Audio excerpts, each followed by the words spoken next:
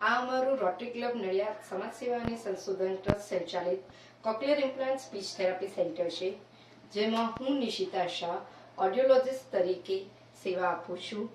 અહીં મારું મુખ્ય વર્ગ જન્મેલા નવજાત બાળકોના ઓઈ સ્ક્રીનિંગ એટલે કે ઓટો એકોસ્ટિક ઇમિશન ટેસ્ટ દ્વારા હિયરિંગ એસેસમેન્ટ કરવાનું ફર્સ્ટ સ્ટેપનું સ્ટેજ છે. તે પછીથી અમે બાળકોના પ્યોટોન અને ફિલ્ડ ઓડિયોમેટ્રી જેવા ટેસ્ટ કરીએ છીએ.